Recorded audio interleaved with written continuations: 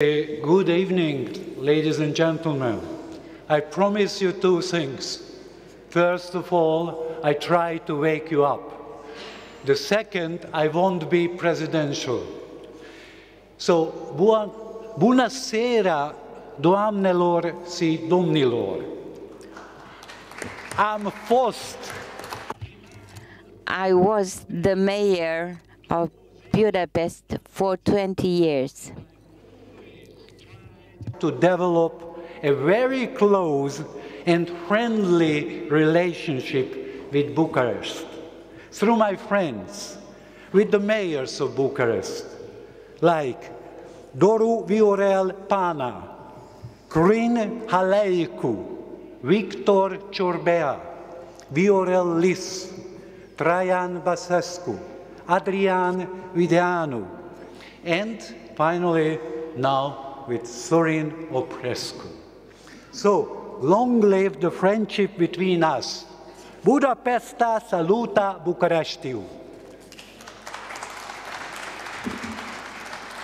Ladies and gentlemen, I made my homework. I have written a very long paper about civil disobedience in the 70s and in the 80s, how it was connected to the Helsinki process. But something happened in my country, and I threw out my paper. You can read it if you want.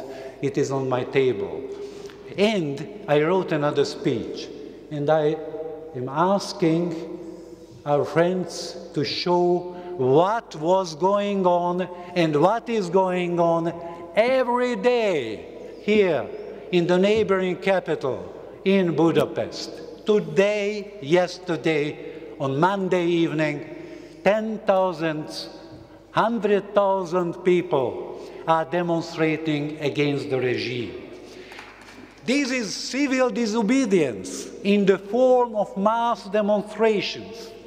In late October, tens of thousands of Hungarians took the streets of Budapest to protest Minister Viktor Orbán's latest plan to tax the internet, sending a clear message of disapproval to the divisive leader with chance, dictator, dictator.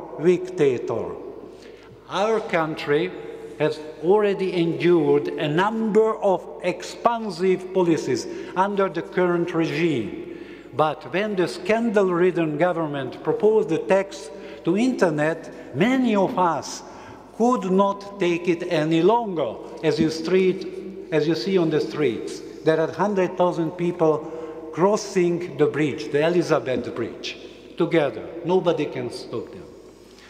Although the tax has been since temporarily cancelled, the protests will doubtlessly continue. Young and elderly Hungarians, students and pensioners are finally waking up to the frightening reality that Orbán wants to tear this country out of the heart of Europe and to toss it over to Putin. Hungary is governing party. Fidesz gained power, as you know, in 2010 in a landslide election, securing more than 2/3 of the parliamentary seats and ousting an unpopular socialist party that hasn't managed to rebound since.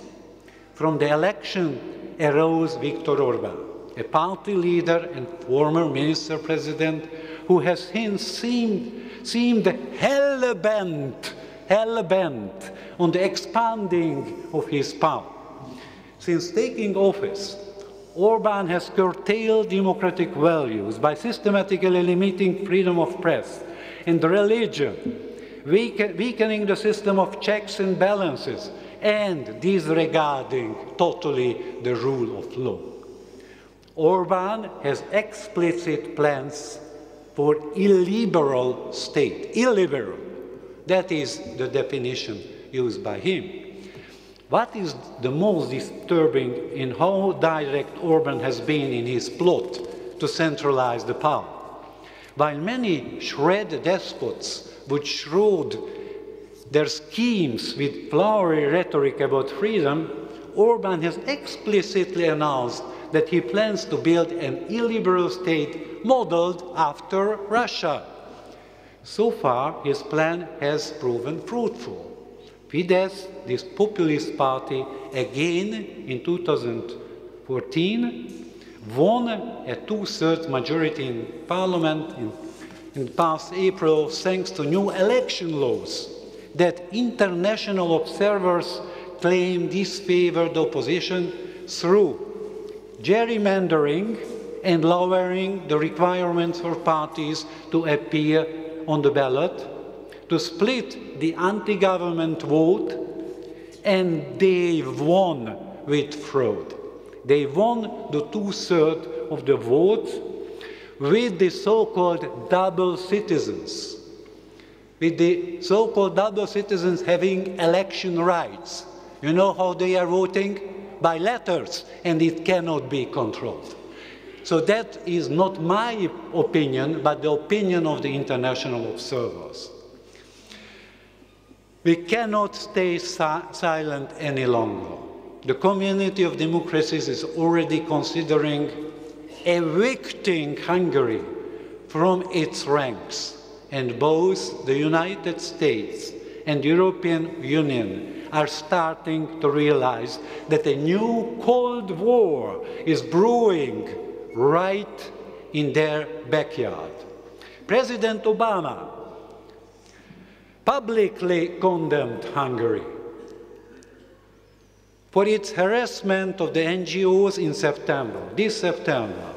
And recently, the US government banned 6 Hungarians implicated in corruption charges from entering the country last month. They are chief government officials, and they are forbidden to enter the United States. What a shame. The names of the list is secret, but the head of Hungary's National Tax and Customs Administration, so the tax authority, Ildikó Vida, admitted that she is amongst them. The National Tax Authority has gained otherwise a seedy reputation in recent years, having been accused of turning blind eye to the VAT fraud committed by government cronies and bribing American companies with tax breaks in return for funding policy papers that favor Orban's administration. Corruption has always been a problem in Hungary, not only in Hungary. But never before it has been practiced in such an obvious fashion as of late. Some politicians even embrace it now as a patriotic quality of the Hungarians. The Speaker of the National Assembly, Mr. László Kövér, said just recently that if Brussels goes on resembling Moscow, it would be worthwhile to consider breaking from the EU. Such a divorce would be an economic disaster. 6.3% of the Hungarian GDP comes from the European Union, from the European taxpayers. And 95% of the Hungarian public investments are at least partially financed by Brussels. Ladies and gentlemen, the tax on internet was an attempt to control the last bastion of free expression. At least the proposed internet tax was finally through. Hungarians who have sat silently while their freedom was gradually taken away had to speak up. Their activism has worked this time. The Orban government abandoned its implementation plans because of unprecedented upheaval, what you have seen on the monitors. It caused. That is to say, they abandoned it for now. Only days later, insiders suggest that the government is considering passing it under a new banner by extending the telecommunication tax to the internet. Whatever nomenclature is used, whatever laws are used. The text stands as a desperate attempt by the government to control the last bastion of free expression, but they will never succeed. Despite what friends of Fidesz are trying to insinuate, these protesters on the street are not from the socialist opposition. They are from every part of the society and political spectrum, fighting for their own freedom back. Like many times through its history, Hungary again finds itself split between the two worlds, the democratic West, I mean Europe, and the kleptocratic East. During the protests, chants of Europe, Europe, make it clear, like in Kiev and in many other capitals here in the East. It makes it clear which side Hungarians wants to belong to, but it remains for me questionable if we really have now in the near future a choice. Thank you for your attention.